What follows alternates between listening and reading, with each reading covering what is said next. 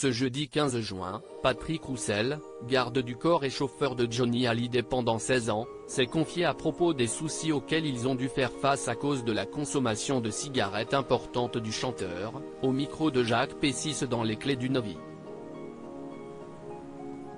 Ce jeudi 15 juin, Patrick Roussel, garde du corps et chauffeur de Johnny Hallyday pendant 16 ans, était l'invité de Jacques Pessis dans l'émission Les Clés d'une vie sur Sud Radio.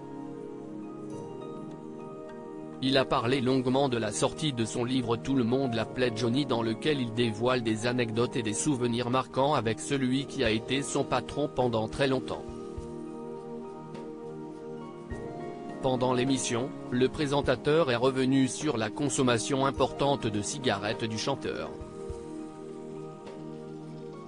Il faut savoir que Johnny a quand même eu une santé de fer parce que vous l'avez vu fumer jusqu'à 3 paquets de gitane par jour sans filtre, a-t-il affirmé. Oui. Beaucoup. Énormément. Je ne sais pas comment on peut faire ça.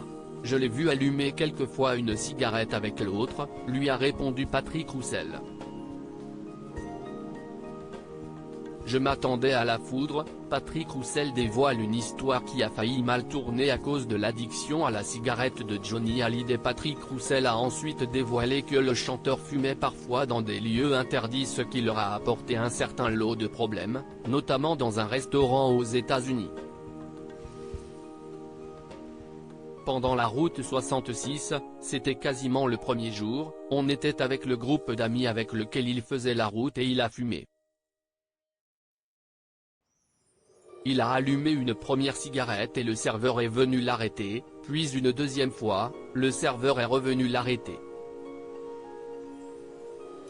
Et à la troisième, j'ai vu qu'il appelait son manager et j'ai dit là on va avoir des soucis. Sauf que personne n'osait lui dire qu'il fallait arrêter, a-t-il raconté. S'il était là pour éviter les soucis, la tâche n'a pas toujours été facile pour l'ancien chauffeur. Il faut savoir qu'à chaque fois que je me déplaçais comme ça, que j'allais lui interdire de faire quelque chose, je m'attendais à la foudre quand même. Parce que c'était mon boss, a-t-il expliqué. Heureusement, Johnny Hallyday a décidé de l'écouter et a ensuite quitté l'établissement. Il a été seigneur. Patrick Roussel revient sur le jour où la situation a dérapé entre Johnny Hallyday et un célèbre chanteur américain. Le présentateur est ensuite revenu sur un accident qui s'est déroulé dans les coulisses de la Star Academy entre Johnny Hallyday et le célèbre chanteur américain Chris Brown.